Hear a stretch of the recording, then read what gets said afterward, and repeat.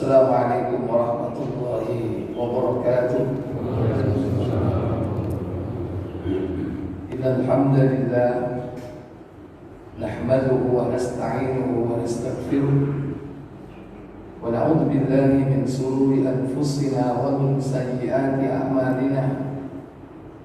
Man yahdihillahu fala mudilla lahu wa man yudlil fala hadiya lahu. وأشهد أن لا إله إلا الله وحده لا شريك له وأشهد أن محمدا عبده ورسوله لا نبي بعده. اللهم صل وسلم وبارك على محمد صلى الله عليه وعلى آله وأصحابه ومن تبعهم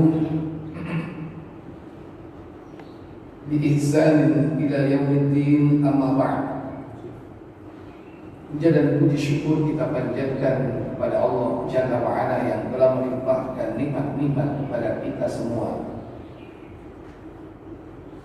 Semoga Allah memudahkan kita pada pagi ini mempelajari satu ayat dari Al-Quran, satu hadis dari Nabi yang mulia.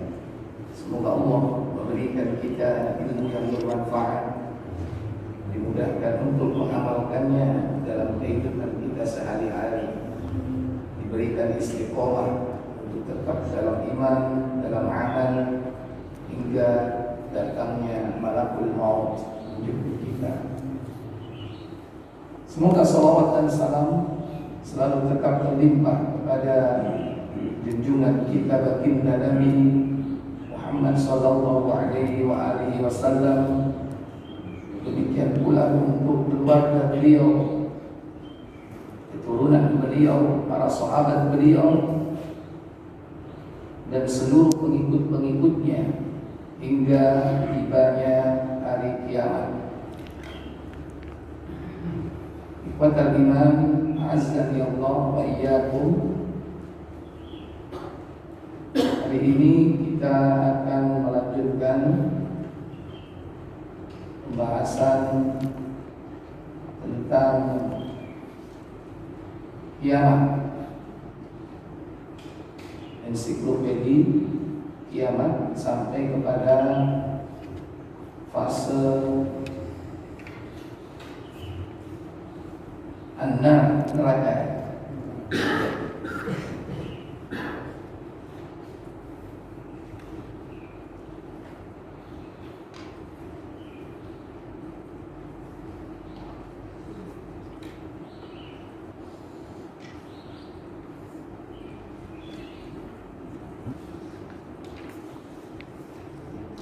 Beberapa pertemuan sebelumnya kita sudah membahas tentang infrastruktur daripada neraka.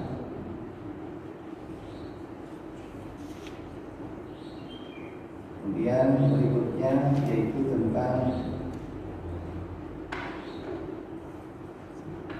pintu-pintu neraka.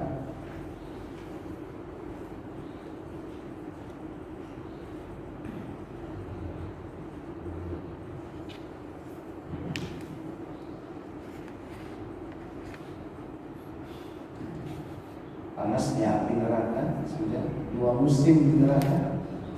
Ini yang terakhir ya. Baik. Berikutnya bahan bakar neraka. Bahan bakarnya adalah manusia dan batu. Kata Allah Jalla wa'ala dalam surah At-Tahrim surah 66 pada ayat yang ke-6. Allah Jalla Jalaluhu berfirman, Ya ayyuhalladzina amanu qu anfusakum wa ahlikum nara. Qu anfusakum wa ahlikum nara. وقودها الناس والحجارة عليها ملائكة غلاظ شداد لا يعصون الله لا يعصون الله ما أمرهم ويفعلون ما يؤمرون. Apa kata Allah? Hai orang-orang yang beriman, pelihara dirimu dan keluargamu dari api neraka yang bahan bakarnya adalah manusia dan batu. Menjaganya malaikat-malaikat yang kasar, keras, dan tidak mendurhakai Allah terhadap apa yang diperintahkannya kepada mereka, dan selalu mengerjakan apa yang diperintahkan. Ya ayyuhalladzina amanu, wahai orang-orang yang beriman, qu anfusakum, jagalah dirimu, wa ahlikum, dan keluargamu, nar, dari ancaman api neraka. Ayat ini sekaligus mengingatkan kita agar kita mempersiapkan diri untuk tidak tersentuh oleh api neraka. Jangankan disiksa, tersentuh saja jangan.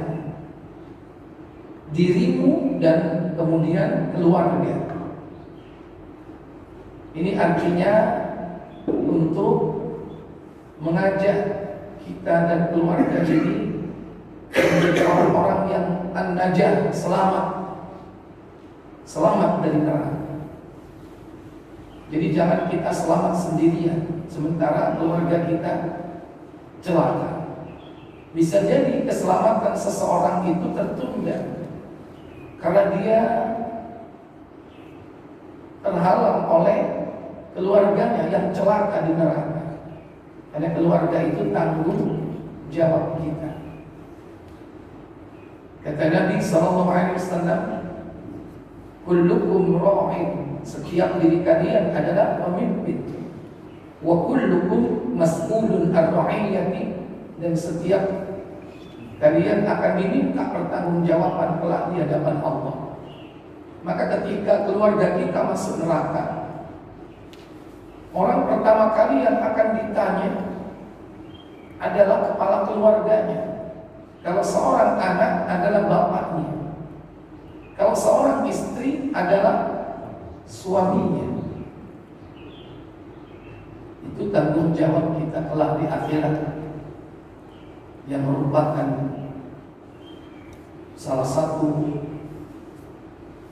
di antara perkara yang harus dipersiapkan mulai dari sekarang dengan cara ibda binafsik, memulai dari diri kalian, yaitu sebelum seorang itu menghindarkan orang lain dari neraka, wajib baginya menghindarkan dirinya sendiri dari neraka. Maka seluruh perbuatan-perbuatan durhaka kepada Allah itu merupakan penyebab orang tersentuh oleh neraka.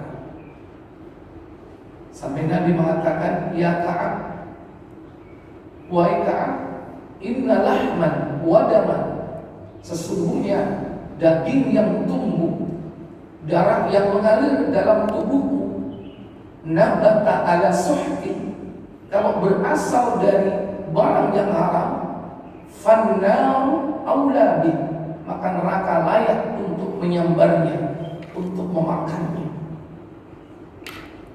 Maka supaya tubuh kita ini tidak disambar neraka, harus steril dari yang haram. Jadi mulai dari diri kita, kemudian jangan memberi makan kepada keluarga kita dengan hal-hal yang haram. Nah, kita sendiri juga begitu. Jangan yang keluarganya harus bersih dari yang haram, tapi dia sendiri tidak menjaga dari yang haram. Ku anfusakum, jaga dirimu, wa ahlikum, dan keluargamu, nar, dari ancaman neraka. Wa quduhan nasu wal hijar, yang bahan bakarnya adalah manusia dan bebatuan. Hijarah jamak dari hajar. Hajar itu batu. Tapi kalau al-hijarah bebatuan, berarti nanti macam-macam batu nanti. Di samping Yang paling pokok dan utama itu bahan bakarnya adalah manusia. Makanya setiap kali manusia itu dilemparkan, ibarat sebuah pembakaran itu ditambah dengan bahan bakar. Bagaimana pembakaran kalau ditambah bahan bakar? Ada api, dikasih minyak, gimana? Begitu kan? Lemparkan. Begitulah neraka. Setiap kali dilemparkan manusia ke dalamnya, neraka itu menggelegak, mengeluarkan suara yang mengerikan. Kata Allah dalam surah Al-Mulk, surah yang ke-67 pada ayat ke-7, "Idza ulqu fiha sami'u la syaitan wa yakfur takadu tamayyazu minal ghayz kullama ulqiya fiha fawjun sa'alahum khazanatuha alam ya'tikum nadhir." Apa kata Allah? Apabila mereka dilemparkan ke dalamnya, mereka mendengar suara neraka yang mengerikan, sedang neraka itu menggelegak. Neraka itu menggelegak setiap kali dilemparkan, yakni bahan bakarnya. Siapa yang dilemparkan? Manusia. Wahiyat tafur. Dia apa? Menggelegak. Hampir saja neraka itu marah. Apa namanya? Pecah. Lantaran apa? Lantaran marah dia. Apa katanya? Hampir-hampir neraka itu terpecah-pecah lantaran marah. Setiap kali dilemparkan ke dalamnya, sekumpulan orang-orang kafir, penjaga-penjaga neraka itu bertanya kepada mereka, "Apakah belum pernah datang kepada kamu, yaitu di dunia, seorang pemberi peringatan? Alam ya'tikum nadhir." Apakah tidak datang kepada kalian orang yang memberikan peringatan? Para nabi, para rasul, dan para pewarisnya. Al-ulama warasatul anbiya. Para ulama adalah pewaris nabi, meneruskan yakni seruan yang dibawa oleh nabi, dari seluruh nabi sampai yang terakhir. Maka tidak ada alasan bagi manusia untuk membantah bahwa tidak datang kepadanya pemberi peringatan. Padahal bukan hanya memberi peringatan, mereka telah memberikan basyirah, yakni kabar gembira, di samping nadhirah, yaitu peringatan. Maka neraka ini adalah makhluk Allah yang bisa marah kepada orang-orang yang menghuninya, dan di dalamnya terdapat penjaga-penjaga. 'Alaiha malaikatun. Di dalam neraka itu terdapat malaikat. Malaikat di situ dalam bentuk jamak, ya. Berarti banyak di sini. Bagaimana sifat mereka? Yaitu ghilazun, keras, kasar. Syidadun, keras. Udah kasar, keras. Kalau sebuah materi kasar, keras itu apa? Wis kasar, atos. Apa ya? Gila-gila. Hah? Kadang kasar tapi gembuk, alias lunak. Kadang keras tapi halus. Ini dua-duanya. Dan ini bukan materi, bukan benda, tapi orang. Disifati dengan apa? Ghilazun, yaitu kasar. Nggak ada lembut-lembutnya sama sekali. Syidadun, yaitu apa? Keras, nggak bisa diajak untuk kompromi. Udah sikapnya itu kasar, keras, tidak bisa untuk diajak kompromi. Dan begitulah malaikat, khususnya malaikat penjaga neraka. Yang terkenal yaitu siapa? Malik. Ini keadaan dari neraka. Di dalamnya ada malaikat-malaikat yang selalu taat kepada Allah Jalla wa'ala, melaksanakan perintah Allah. La ya'sunallah, tidak pernah durhaka kepada Allah terhadap apa yang diperintahkan kepada mereka, dan selalu sendiko gaul, selalu melaksanakan wa yaf'aluna ma yu'marun, mengerjakan apa saja yang diperintahkan oleh Allah kepadanya. Itu malaikat. Maka ada malaikat-malaikat yang bertugas untuk menyiksa. Itulah malaikat Zabaniyah. Adapun penjaganya terkenal dengan Malik. Adapun eksekutornya yakni Zabaniyah. Neraka Jahannam atau neraka itu memiliki leher. Lehernya ini bisa keluar dari neraka. Padahal kita tahu kemarin kedalaman dari neraka itu, apabila ada batu besar dilemparkan ke dalamnya, batu itu belum sampai ke dasar, walaupun sudah berjalan selama 70 tahun. Tapi dari situ keluar leher api. Leher api itu akan mencari siapa saja orang-orang yang mau disambar dengan api, kemudian dimasukkan. Sambar leher api itu dimasukkan. Di dalam hadis At-Tirmidzi, Nabi sallallahu alaihi wasallam bersabda, buka nomor 2574. 2574.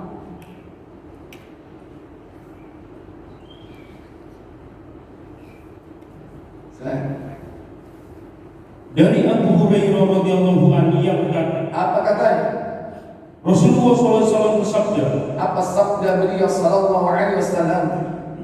Bagian leher depan neraka akan tampak keluar pada hari kiamat nanti.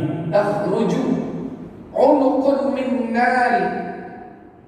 Bagian leher dari neraka Jahannam akan keluar yaumal qiyamati, pada hari kiamat. Dan leher itu memiliki apa? Bagian itu memiliki dua mata untuk melihat. Laha aynani tubsirani, memiliki dua mata yang dipakai untuk melihat. Terus dua lisan untuk berbicara, dua telinga untuk mendengar. Wa udhunani, memiliki dua telinga. Tasma'ani, yang dipakai untuk mendengar. Bahkan memiliki apa? Dua lisan untuk berbicara. Wa lisanun yantiqu. Kalau lisan bukan dua, cuma satu di situ. Salah itu. Bukan dua lisan. Duanya dicoret. Wis dicoret. Ini apa nyoret ini? Kalimatnya walisanun, satu lisan yang tipu, yang dipakai untuk berbicara, di mana dia mengatakan apa? Lanjut. Neraka berkata, sungguh aku diserai 3 macam manusia. Iya. Ini ukiltu bisalasatin. Sesungguhnya aku diperintah untuk mencari 3 kelompok manusia. Siapa 3 kelompok manusia? Yaitu semua manusia yang angkuh dan sombong. Di kulli jabbarin anid, untuk setiap orang yang sombong lagi angkuh. Wong sing begetut itu goleki, langsung disamber sama api. Ya, angkuh, baik angkuh dengan kekuasaannya, angkuh dengan harta kekayaannya. Hati-hati penguasa-penguasa zalim yang angkuh. Hati-hati konglomerat yang sombong, yang menolak kebenaran. Ini salah satu kelompok nanti yang akan jadi bulan-bulanan oleh api. Bukan bulan-bulanan ya, tahun-tahunan. Karena dia disiksa di situ bukan berbulan-bulan. Cuman kan istilahnya bulan-bulanan. Ya.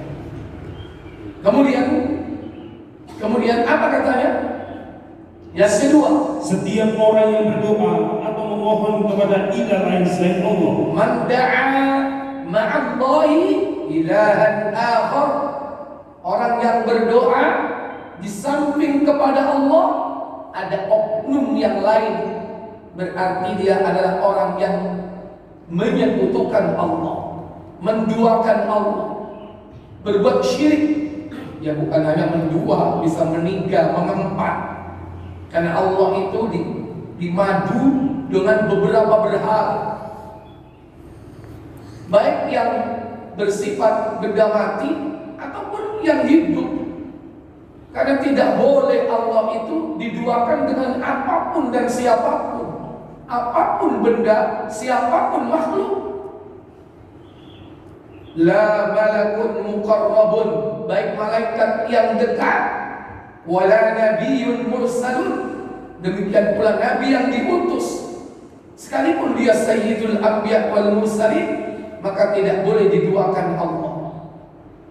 Maka sampai kita diajarkan dalam berbicara saja, hati-hati, jangan kau menduakan Allah dengan kalimat apa?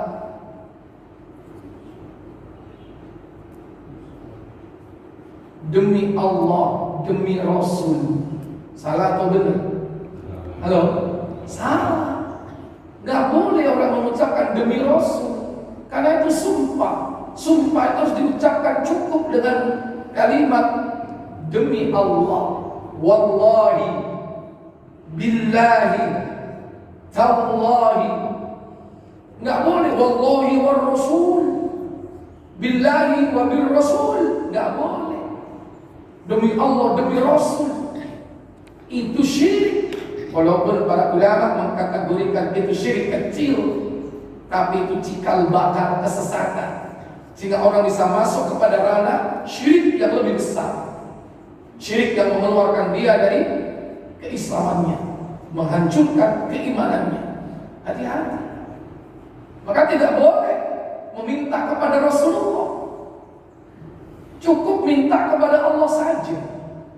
Sekalipun Rasulullah manusia terdekat dengan Allah, tapi ketika beliau sudah wafat, haram hukumnya, syirik kalau meminta kepada Allah melalui Rasul. Datang ke kubur Nabi, lantas dia mengatakan, ya Rasul, aghithni, tolong aku wahai Rasul. Engkau dekat dengan Allah, sampaikan salamku kepada Allah. Memang bisa. Minta saja kepada Allah. Adapun kepada Nabi, kita melaksanakan apa yang diperintahkan Allah. Kalau kita melihat bahwa beliau sudah tidak ada di muka bumi ini, maka di samping menghidupkan sunnah-sunnah beliau, ittiba kepada ajaran beliau, kita dianjurkan mengucapkan sholawat atas beliau, mengucapkan salam atas beliau.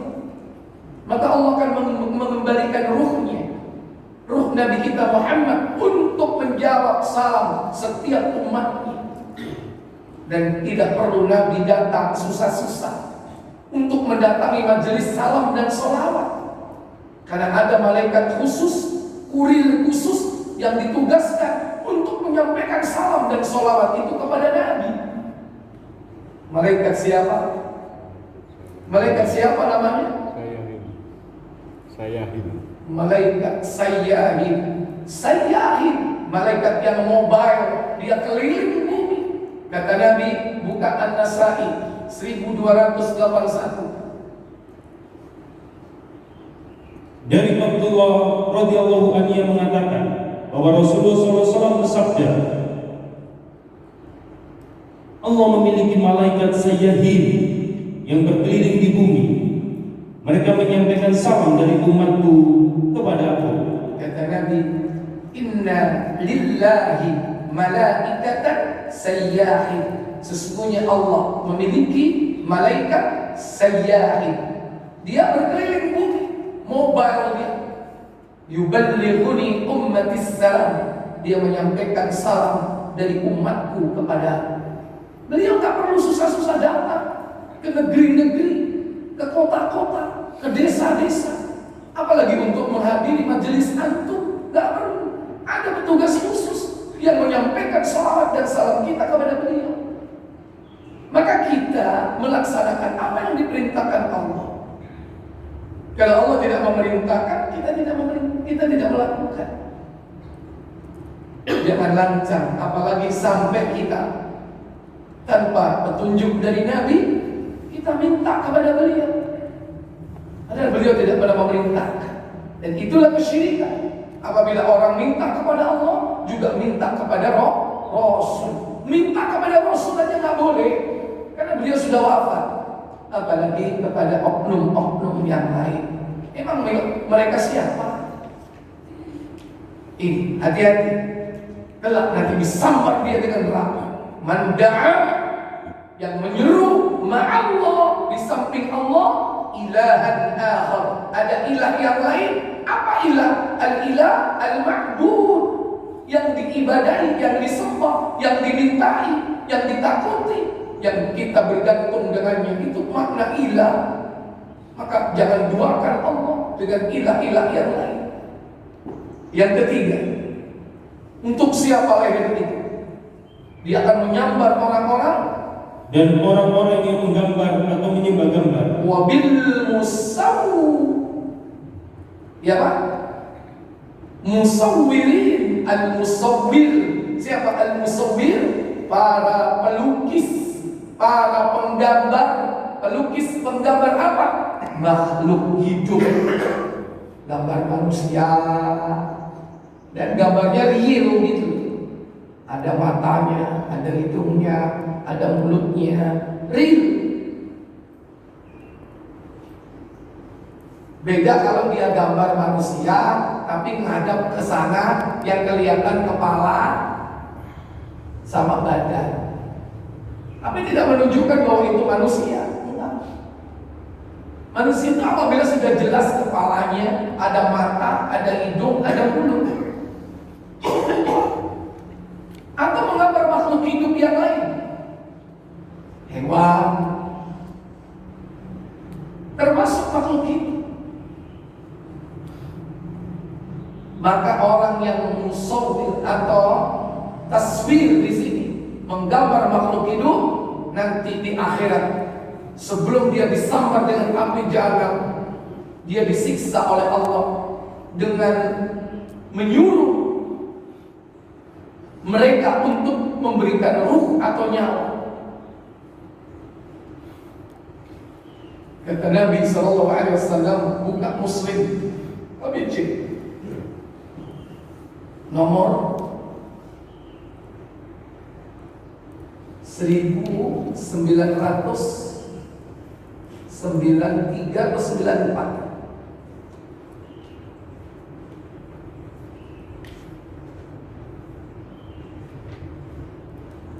Dari Aisyah 93 atau 94 atau 92. Dari Aisyah 1992. Silakan. Dari Aisyah radhiyallahu anha, ia berkata, Apa katanya? dia membeli bantal-bantal kecil bergambar-gambar. Aisyah membeli bantal-bantal kecil yang bergambar-gambar. Bergambar di sini adalah bergambar makhluk hidup. Kemudian, maka tatkala Rasulullah SAW melihat bantal-bantal tersebut, beliau berhenti di pintu dan tidak terus masuk. Beliau hendak memasuki rumah Aisyah, tertahan oleh gambar-gambar makhluk hidup itu yang ada di bantal-bantal kecil itu. Beliau tidak masuk. Raut muka beliau berubah merah, menandakan bahwa beliau apa?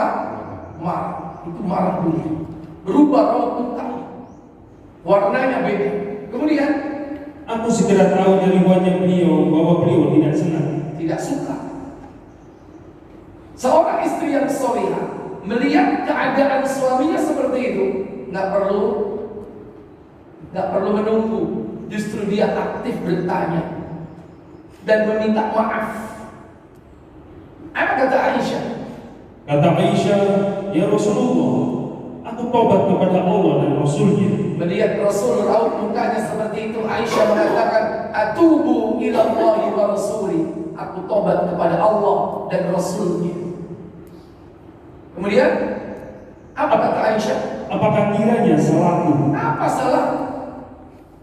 Kemudian Rasulullah SAW balik bertanya, bantal-bantal apa itu? bantal-bantal apa itu katanya? Kemudian apa jawab Aisyah? Jawab Aisyah, aku beli untuk tempat duduk Anda atau tempat Anda bersandar. Itulah istri saya, suami. Dia punya niat baik, menyenangkan hati suaminya, membeli bantal sebagai tempat bersandar atau tempat duduk, tapi tanpa ilmu. Artinya tidak tahu kalau gambar makhluk hidup itu tidak boleh. Kemudian Nabi bersabda, apa kata beliau? Sabda Rasulullah SAW, pelukis gambar-gambar ini akan disiksa kelak di hari kiamat, seraya dikatakan kepada mereka, hidupkanlah gambar-gambar yang kamu lukis itu. Inna ashabas surah, sesungguhnya para pelukis gambar-gambar ini, yu'adzabuna yaumal qiyamah, dia akan disiksa oleh Allah di hari kiamat. Faqala lahum, dikatakan kepada mereka, ahyu ma khalaqakum, hidupkan apa yang telah kau gambar ini, beri dia nyawa. Kira-kira bisa enggak? Bisa atau tidak? Terus diperintah untuk menghidupkan makhluk gambar ini. Maka hati-hati, jangan kita menggambar makhluk itu. Jangan ajari anak-anaknya untuk menggambar makhluk itu, sekalipun dia punya bakat melukis.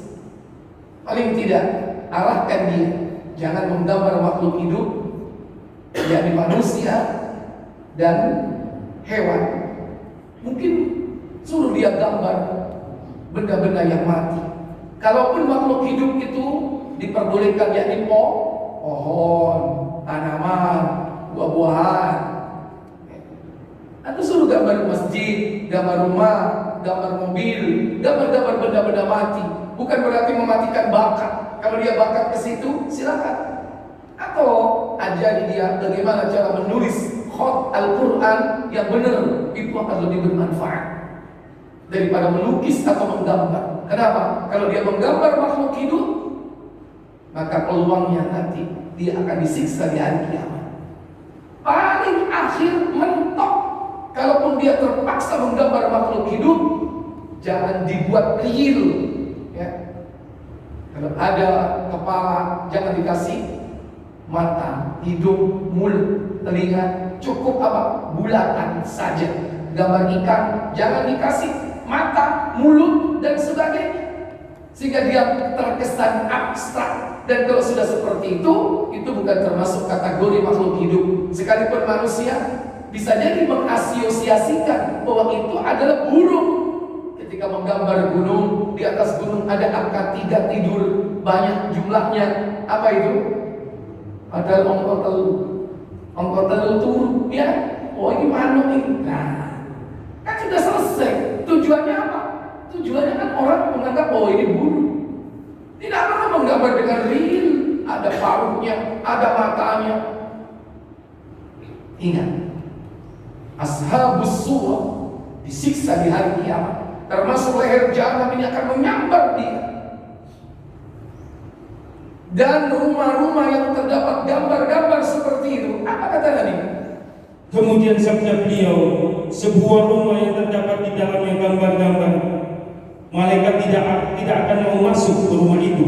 La tadkhulul malaikatu fi baitin fiha surah atau taswir. Malaikat tidak akan masuk ke dalam rumah yang di dalamnya terdapat gambar-gambar makhluk hidup. Hati-hati dengan foto-foto yang kita pajang di rumah kita. Hati-hati. Kenapa? Sekalipun kita tidak termasuk kategori pelukis, penggambar, tapi rumah seperti itu tidak akan dimasuki malaikat. Malaikat siapa? Malaikat rahmat. Sehingga orang itu jauh dari rahmat Allah Jalla wa'ala. Malaikat rahmat yang mau datang memasuki rumah, dia nggak jadi, pergi. Kenapa? Karena ada gambar-gambar makhluk hidup. Siapa gambar makhluk? Apa gambar makhluk hidup? Mungkin foto kita. Itu juga gambar. Foto kita waktu wisuda, foto kita waktu menikah, foto kita waktu ini dan itu, foto keluarga kita. Itu termasuk kategori as-surah, yakni gambar makhluk hidup. Baik.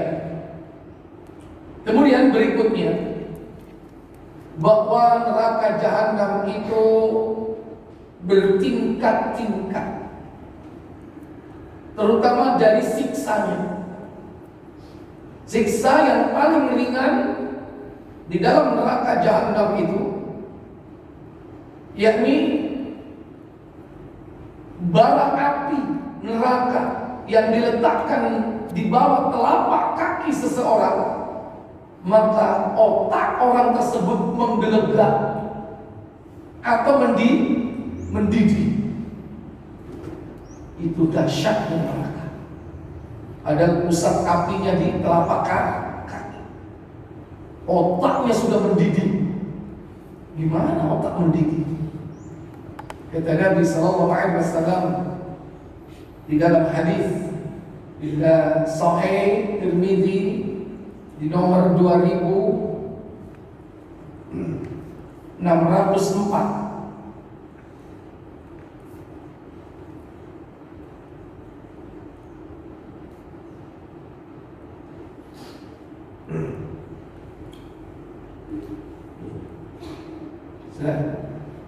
Dari An-Nu'man bin Bashir radhiyallahu anhu bahwa Rasulullah sallallahu alaihi wasallam bersabda, apa sabda beliau sallallahu alaihi wasallam? Sesungguhnya siksaan paling ringan bagi ahli neraka pada hari kiamat adalah seseorang yang pada lekuk kedua telapak kakinya terdapat dua bara, di mana otaknya mendidih karena bara itu.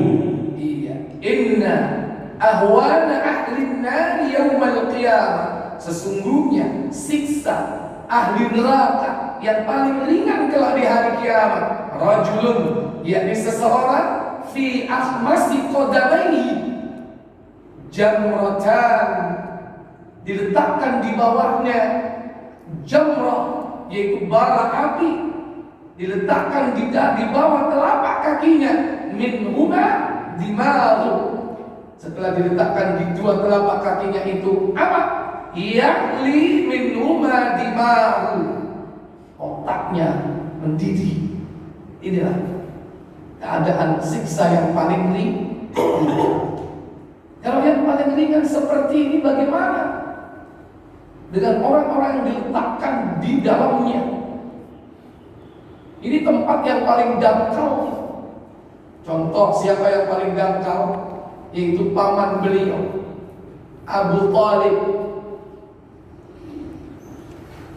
Mungkin karena kecintaan beliau kepada Nabi, pembelaan beliau terhadap Nabi, tapi beliau tidak mau beriman kepada Allah dan Rasulnya. Nah, karena sebab itulah dia diletakkan di neraka paling dangkal, tapi tidak akan pernah keluar darinya. Enak mana, Pak? Neraka paling dangkal, paling ringan, tapi selama-lamanya nggak keluar, atau diletakkan di paling bawah, inti neraka, tapi nanti keluar. Enak mana? Loh, tak pilih sih kau no.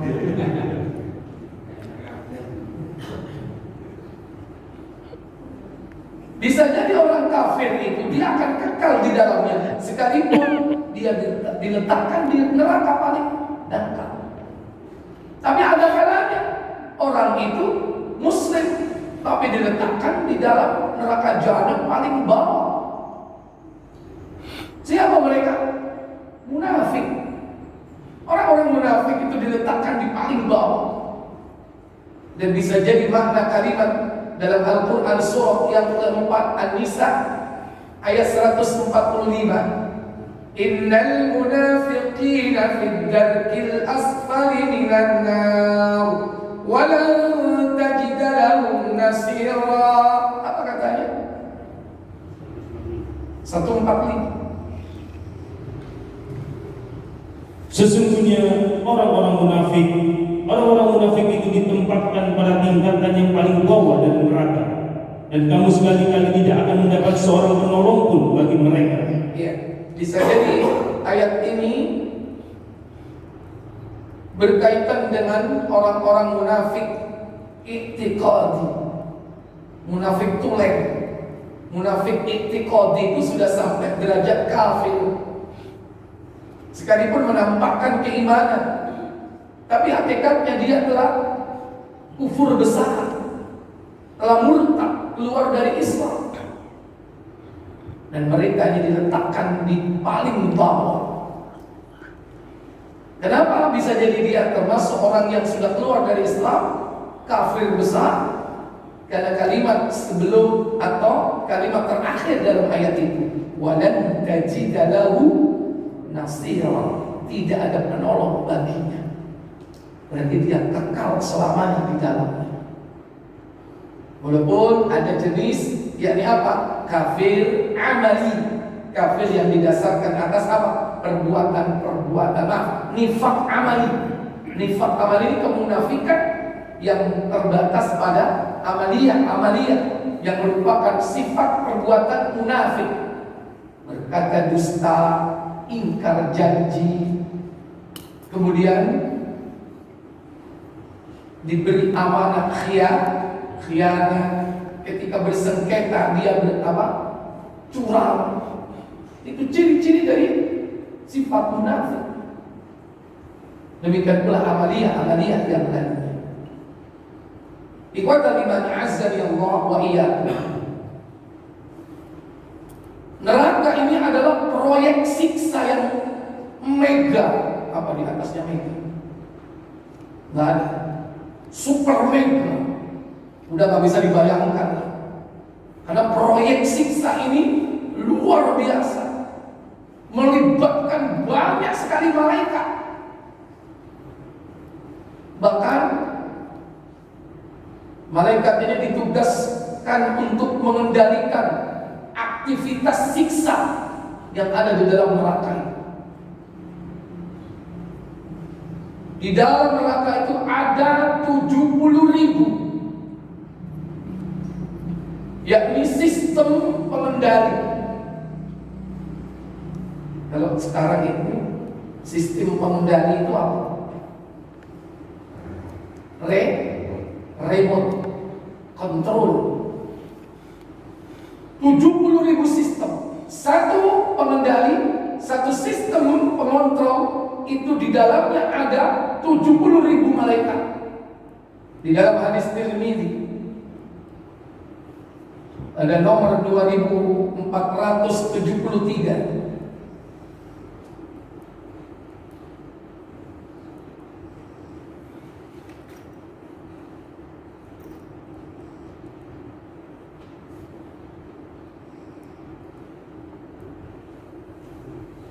Silakan.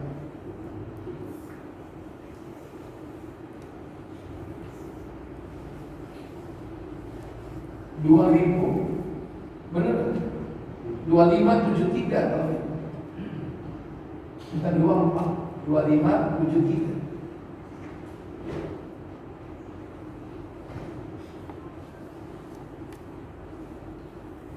Dari Abdullah bin Mas'ud radhiyallahu anhu berkata, apa katanya?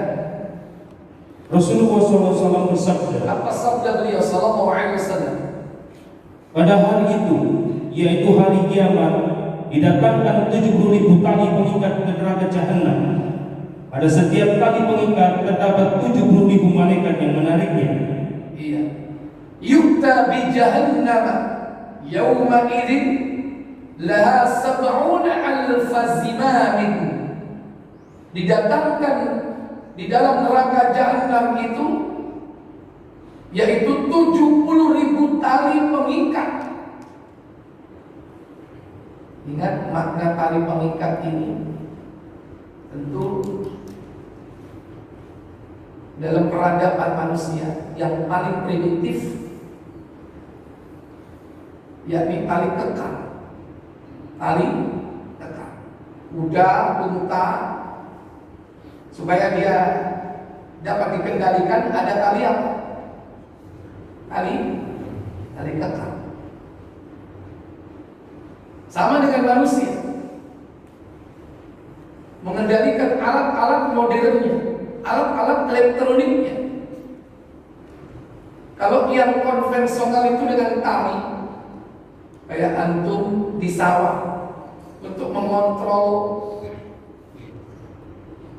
burung-burung agar tidak memakan padinya, ada tali pengendalikan untuk menggerakkan apa itu? Menggerakkan orang-orangan, ya, orang-orangan di sawah itu dari jauh digerakkan dengan apa? Tali, kan? Ditarik, digubuk. Pengalaman tahu Joko sawah. Ya, itu paling sederhana, konvensional. Tapi alat-alat modern sekarang untuk mengendalikannya dengan apa? Remote. Dan itu tali. Tapi talinya pakai apa? Gelombang cahaya. Apa? Infrared. Itu tali. Tali yang sudah memang ya, teknologi kan berkembang. Kalau dulu tali kelihatan mata, dapat dipegang. Sama dengan mengendalikan alat elektronik. Dulu pakai kabel, mungkin dari Belambangan sampai Anyar misalnya. Bisa kan? Kabelnya diulur sampai berkilo-kilometer, ratusan kilometer. Kabel. Sekarang pakai apa katanya?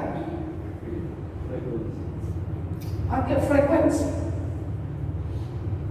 Dari bawah ke atas, dari atas ke bawah. Itu telepon itu sekarang nggak pakai kabel, pakai apa namanya? Bukan, yang ditanam juga. Apa optik itu? Serat optik. Itu kabel juga. Kan? Kabelnya? Nah, kabelnya itu dilewatkan cahaya. Nah, cahaya dilewatkan kabel itu. Nah, seperti itu. Inilah kecanggihan neraka jahanam. Makanya ini proyek besar. Jangan dianggap kuno ya. Tentu kalau bahasa orang dulu berbicara tentang gelombang elektromagnetik, mungkin bingung itu para sahabat. Makanya disampaikan dengan apa? Dengan bahasa yang mereka dapat menerima dan memahami. Sab'una alfa zimamin. Yani apa? 70.000 tali pengendali. Dan min kulli zimamin, pada setiap pengendali itu terdapat apa? Sab'una alfa malakin, 70.000 malaikat yajurruha, yang mengendalikan. Ini model. Di neraka juga ada apa? Pengintai. Apa? CCTV. Kata Allah Jalla wa'ala di dalam surah An-Naba, surah yang ke-78. Kata Allah Jalla wa'ala pada ayat 21, Inna jahannama kanat mirsada. Apa katanya? Lanjut. 7821. Sesungguhnya neraka jahanam itu padanya ada tempat pengintai. Tempat pengintai, mirsad. Makanya bahasa Arab CCTV itu apa? Mirsad. Ada alat CCTV itu apa? Baru kan? Zaman Nabi ada nggak CCTV? Nggak ada. Sekarang ada, namanya CCTV untuk mengintai. Namanya dalam bahasa Arab mirsad. mirsad sudah ada sejak zaman dulu kalimat itu. Bahwa di dalam neraka jahanam terdapat mirsad, alat dan tempat mengintai. Itulah neraka jahanam. Dan mayoritas di dalamnya penghuni-penghuninya adalah para wanita. Kata Allah, kata Nabi, buka 2602. Tirmidzi 2602.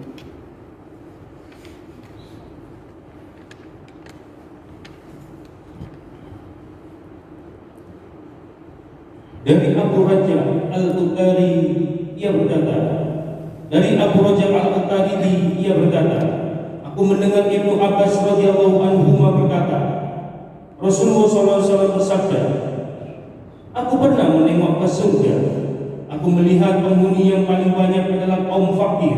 Iya. Itola'tu fil jannah fara'aitu aktsaru ahliha al-fuqara. Aku pernah melihat di dalam surga, mayoritas mereka adalah para fakir, orang-orang miskin. Sebaliknya, aku menengok ke neraka, aku melihat penghuni yang terbanyak adalah kaum wanita. wa tala'tu fin nar fara'aitu aktsaru ahliha nisa. Dan aku melihat di dalam neraka itu mayoritas adalah para wanita. Maka Pak, ini PR besar kita. Kalau kita punya wanita, mungkin itu adalah istri kita, mungkin itu adalah anak-anak wanita kita. Kalau melihat seperti ini, kita harus bekerja keras. Jangan wanita-wanita kita menjadi bagian dari neraka. Maka kita diperintah berwasiat kepada mereka. Katanya sama istrinya, sehidup sesur sehidup sesurga, bukan sehidup semati, ya, bohong. Silakan jadikan slogan sehidup sesurga. Persiapkan diri untuk berkumpul kelak di surga. Nah, jangan istri atau anak perempuan kita ini masuk neraka. Kalau istri, tanggung jawab kita sampai mati. Kalau tidak dia yang mati dulu, kita yang mati dulu. Tapi kalau tanggung jawab kita kepada anak perempuan kita terbatas sampai dia menikah, maka persiapkan. Selama dia sejak kecil sampai memperoleh pasangan hidup, itu tugas tanggung jawab kita. Setelah dia menikah, kita akad dengan suaminya, maka tugas kita selesai.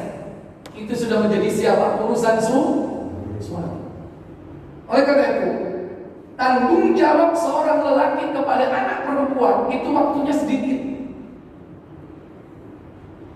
Dengan waktu yang sedikit ini, tingkatkan kualitasnya. Makanya sampai ada jaminan orang tua yang mendidik anak perempuannya dengan agama sampai dia antarkan menikah. Jika dia memiliki 3 orang anak seperti itu, maka bisa jadi dia akan terhindar dari neraka. Dididik dengan baik, diantarkan sampai menikah. Karena kewajiban orang tua itu mendidik wanita atau anak-anak perempuannya dan memilihkan calon lelaki yang akan menjadi suaminya yang soleh. Anak perempuan tidak berhak memilih calon suami. Yang wajib memilihkan calon suami adalah siapa? Ibu bapaknya, terutama bapaknya. Anak perempuan kalau dia masih gadis tidak berhak untuk memilih. Dia hanya punya hak menerima atau menolak. Yang memilihkan orang tua. Iki gelem. Ya udah, meneh tak boleh namane. Ya, iki gelem. Iya. Nikah selesai. Tapi kita tugasnya mencarikan yang soleh. Ukuran soleh 2. apa? Koridoi agamanya dan koridoi akhlaknya. Kalau perlu tambah satu boleh, apa? Tanggung jawab. Itu tidak muluk-muluk, tidak terlalu banyak kriteria. Yang kadang semua kriteria itu duniawi semua. Cukup agama dan akhlak. Tentu tanggung jawab itu masuk ke dalam agama. Kalau dia mengerti agama, pasti dia tanggung jawab. Kalau dia mencintai anak perempuan kita, dia akan memuliakannya. Kalau dia tidak mencintai anak kita, dia tidak akan mendoliminya. Itu orang yang beragama. Ingat, anak kita tidak berhak memilih. Makanya kalau kita ini dikatakan, wah, bapak ibu ini kolot, ini sudah bukan zamannya, ini bukan zamannya Siti Nurbaya. Jangan didengerin. Antum kepala keluarga, bapak yang wajib mencarikan calon, yakni suami anak-anak perempuannya. Itu dalam rangka apa? Menjaga mereka dari neraka. Jangan dibiarkan anak-anak kita, apalagi hobinya lihat drakor, ya. Nanti calonnya ya yang gitu-gitu, yang mirip-mirip bintang siapa ini? Apa namanya? Pura-pura kamu.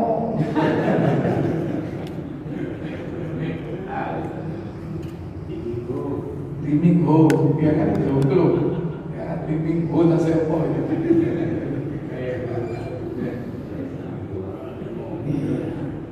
Zaman ini TV kan kok minggu ya kan.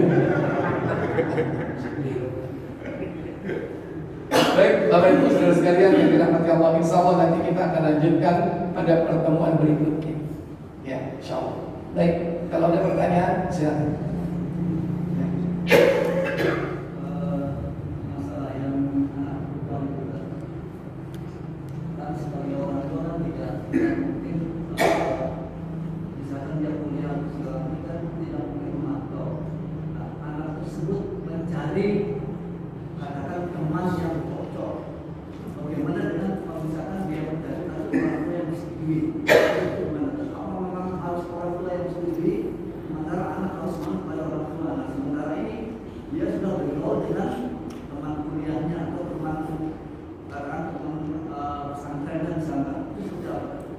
Iya. Makanya sekarang ini kadang terbalik ya. Anaknya yang nyari, yang menyetujui orang tuanya atau menolaknya ya. Mestinya dibalik. Dalam sistem Islam itu orang tuanya yang nyari, anaknya yang setuju atau tidak. Makanya dia cari terus itu orang tua. Nah, bagaimana kalau sekarang yang terjadi seperti itu? Dia paling tidak masih ada kesempatan dan waktu untuk investasi ilmu kepada anaknya. Kenapa? Harapan kita kan dia pengen dapat anak yang soleh, seorang calon suami yang soleh. Nah itu yang harus kita tanamkan kepada anak kita. Nah, aku tidak mencari menantu laki yang kaya, yang ganteng, tapi aku mencari seorang menantu yang soleh, yang dapat mendidik kamu dan mengajak kamu ke surga. Itu penting dan itu harus ditanamkan kepada anak-anak perempuan kita. Dan itu masih ada waktu. Mungkin barangkali mindset anak itu beda dengan kita. Karena anak-anak, apalagi zaman sekarang, ya, yang zaman dulu aja sudah banyak dipengaruhi oleh cerita-cerita roman bicisan. Mulai dari dulu siapa? Romeo dan Juliet. Itu cara yang tidak benar. Dan kisah seperti itu akan terus berlanjut sesuai dengan apa? Dengan modelnya, sesuai dengan zaman. Romeo Juliet sudah lewat, muncul apa? Titanic. Ya kan? Siapa? Rose dan siapa itu? Perempuannya Rose, laki-lakinya siapa? Jack. Wah, tahu Joko Karcise kok.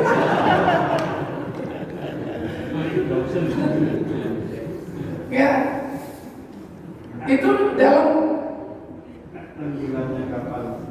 iya, ini kan kisah cinta itu kan dikemas ya, dikemas.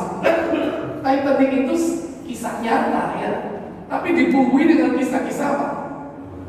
Fiktif ya, yang ya itu begitulah. Nanti akan muncul model-model cerita seperti itu sesuai dengan zamannya. Kalau nggak film ya sinetron yang dikonsumsi harian, yang apa? Berepisode. Ada seri berseri, ada seri ini, seri itu. Tapi ya itu tadi roman-roman picisan. Nah kalau sudah pola pikir anak itu sudah gambaran bahwa untuk mencari calon pasangan itu dengan model film, model sinetron seperti itu, dan itu kan berbahaya. Tapi masih ada kesempatan menanamkan kepada anak kita. Itu yang paling penting. Aku nggak butuh suamimu itu ganteng, kaya atau apa. Aku pengen butuh suamimu itu soleh.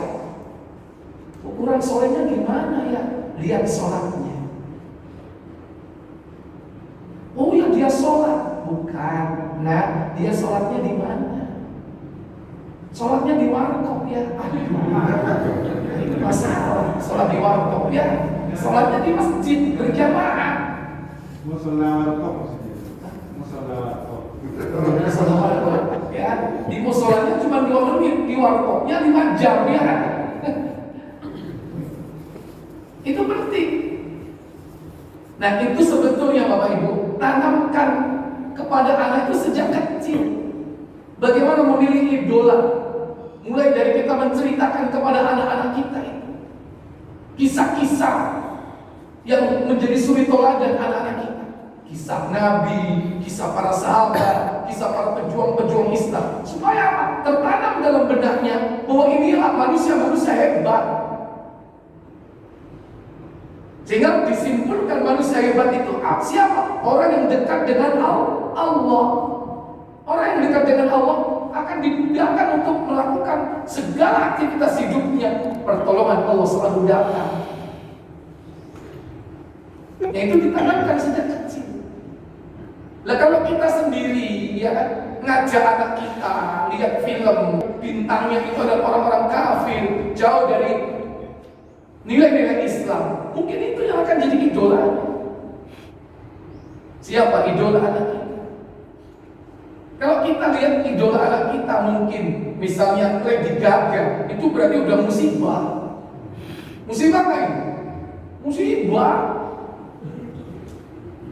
Jangankan yang perempuan, anak laki-laki juga begitu. Kalau yang jadi idola anak laki-laki kita adalah apa tadi? Batman.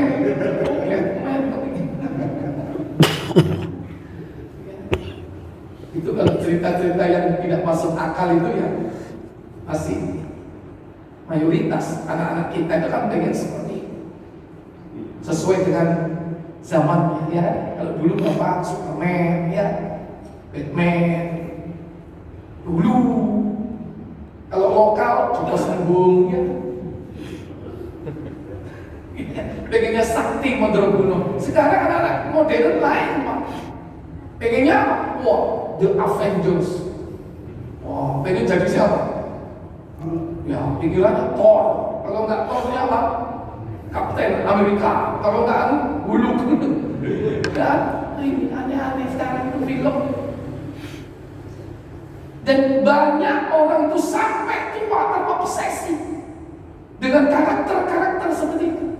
Sampai dia bosen Pak punya wajah manusia itu bosen. Kenapa? Dia pengen seperti idolanya. Sampai ada yang operasi plastik mengeluarkan biaya ratusan juta. Bagaimana dia secantik Barbie, dioperasi lah dia. Ada yang bosen dengan wajah manusia. Apa? Pengen wajah itu seperti apa? Lion Man.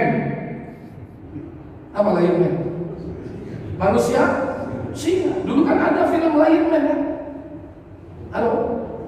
Ada kan? Film Jepang itu Lion Man. Orang bosan dengan wajah manusia. Gimana caranya wajahnya seperti singa, seperti kucing, seperti ular bersisik. Sekarang seperti itu kenapa? Akibat salah asuh, salah didik, salah menanamkan idola. Nah, idola ini penting. Sehingga apa? Ketika dia memilih calon pasangan hidup, dia akan memilih sesuai dengan idolanya. Paling tidak mirip-mirip. Maka kalau seandainya itu sudah terlanjur kepada kita, Bapak Ibu, saudara-saudara sekalian, masih ada waktu untuk berdialog, untuk bicara dari hati ke hati, untuk merubah mindset kita. Bahwa kehidupan di dunia ini sementara. Kehidupan yang kekal abadi adalah akhirat. Membangun keluarga harus dicita-citakan keluarga itu sampai di surga. Jangan terbatas di dunia. Maka tanamkan, cari anak yang soleh. Kalau kamu gak bisa cari, nanti bapak carikan. Lihat itu anaknya rajin sholat 5 waktu enggak, baca Quran enggak. Itu paling tidak standar. Nah, boleh Pak nanti kalau anaknya menawarkan kepada kita, ya seperti ini calon saya misalnya, ya karena sudah terlanjur ya. Nah, kita sebagai selektornya dan kita bisa mencarikan solusi. Silakan wajah tinggi, menurut kamu nggak apa-apa, tapi syaratnya nah ini harus prinsip, jangan sampai nggak ada. Tapi kalau kita sudah mengkondisikan sejak kecil, Pak, kalau kita sudah mengkondisikan sejak kecil, maka dia tidak akan cari sendiri. Dia akan apa? Taat kepada orang tua. Apa yang dipilihkan orang tua, sami'na wa ata'na, itu merupakan ciri anak wanita yang solihah. Wis kula manut bapak mawon, jenengan sing golek. Insyaallah saya. Kan nggak mungkin Pak orang tua itu menyarikan yang jelek dalam arti akhlaknya, agamanya, kan enggak. Kalau ada anak yang seperti itu, Pak, Masya Allah. Kalau ada lelaki yang sediko dawa dengan orang tuanya, mencari pasangan hidupnya, oh itu tambah luar biasa sekali. Ada itu laki-laki yang dimana laki-laki itu, maaf, ini bukan wanita, bukan gadis, tapi laki-laki perjaka. Dia tuh berhak memilih siapa calonnya. Bahkan menikah pun Pak, orang tua nggak tahu, nggak apa-apa Pak. Nabi Ismail ketika ditinggal Ibrahim ke Palestina, Ismail di Mekah menikah dengan wanita Jurhum, Ibrahim tidak datang, nggak tahu. Makanya Nabi Ibrahim ketika datang ke rumah Ismail, cuma ada istrinya Ismail. Si istri ini nggak tahu kalau itu bapak mertuanya. Hadis Bukhari, laki-laki bebas karena dia nggak butuh wali. Mau nikah dengan siapapun, gimana pun, kapanpun, bebas. Seneng loh. Beda dengan wanita butuh wali. Dan itu tanggung jawab bapak kepada anak wanita. Baik, satu lagi boleh terakhir. Di hadis yang terakhir, Nabi melihat surga dan wanita, penghuninya yang fakir, kemudian neraka perempuan. Berarti sekarang sudah ada penghuninya. Nah, itu gambaran. Jadi gini, perjalanan hidup kan, kita berada pada satu titik, masa lalu, sekarang. Perjalanan kita ke akhirat itu panjang tanpa batas, sampai tidak terbatas. Berarti bisa jadi posisi surga neraka itu di sini nanti perjalanan programnya. Bagi Allah itu mudah. Rekaman kehidupan yang ada di sini diambil, ditunjukkan kepada Nabi. Padahal itu yang akan datang. Kenapa Allah itu Al-Alim, Maha mengetahui secara azali dari awal sampai akhir. Kamu sudah paham, sudah tahu semua. Nah, cuplikan kehidupan masa datang, kenikmatan surga itu diambil cuplikannya, ditunjukkan kepada Nabi, mudah. Satu, itu penjelasannya. Yang kedua, bisa jadi di surga itu sudah ada penghuninya. Tapi kalau dari jenis manusia, itu ruhnya saja. Karena ada ruh-ruh yang ditempatkan di surga. Ruh para syuhada ditempatkan di perut burung hijau terbang tiap pagi. Ruh orang mukmin ditempatkan dalam sebuah sangkar, yang sangkar itu digantung di surga. Ada seperti itu. Ma'is bin Malik setelah tobat dari berzina karena dia tidak punya dosa lagi, Nabi mengatakan, aku melihat ruh Ma'is di surga sedang berenang-renang di sungai surga. Begitu Nabi mengatakan. Ruhnya si Ma'is, jasadnya di bumi. Jadi kalaupun ada penghuninya, di sana hanya ruhnya saja. Nanti barulah setelah kiamat akan dihuni secara utuh bainal jasad war ruh, antara jasad dan ruhnya. Dan itulah kenikmatan hakiki. Karena surga itu dinikmati dengan ruh dan jasad. Sekarang bisa dinikmati dengan ruhnya saja. Itu penjelasan yang kedua. Ada di dalam hadis yang lain, Nabi juga pernah melihat siapa? Bidadarinya Umar bin Khattab. Ketika masuk ke surga, ada sebuah istana, ada perempuan sedang berwudu. Tanya kepada Jibril, Jibril itu siapa? Itu istrinya Umar. Astagfirullah, dia keluar. Kenapa? Ingat kecemburuan Umar. Langsung keluar Nabi dari tempat itu. Diceritakan setelah sampai di bumi, kan itu waktu Isra Mi'raj. Disampaikan kepada Umar, aku pernah melihat istana dan di situ bertemu melihat wanita dan itu adalah istrimu. Aku lari keluar karena aku ingat kecemburuanmu. Umar menangis, akankah aku cemburu dengan engkau wahai Rasul?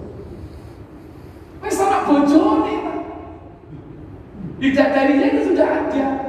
Bahkan bidadari secara umum, setiap mukmin itu sudah siap. Makanya dalam sebuah hadis apa? Bidadari surga itu akan marah kepada apa? Kepada istri-istri seorang lelaki yang soleh ketika dia hidup di dunia dizolimi sama istrinya. Itu bidadari surga mengatakan apa? Hai wanita dunia, kau hanya bersamanya sebentar, dia akan pergi meninggalkan dirimu. Jangan kau sakiti suamimu, semoga Allah memerangimu. Itu bidadari surganya marah, Pak. Kalau ada seorang lelaki dunia yang soleh dizalimi.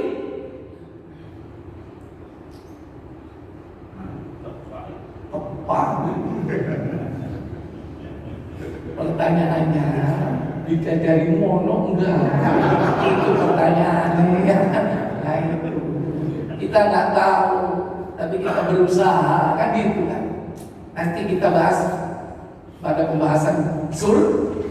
Saya pikir cukup. Subhanakallahumma wa bihamdik, asyhadu an la ilaha illa anta, astaghfiruka wa atubu ilaik. Wassalamualaikum warahmatullahi wabarakatuh.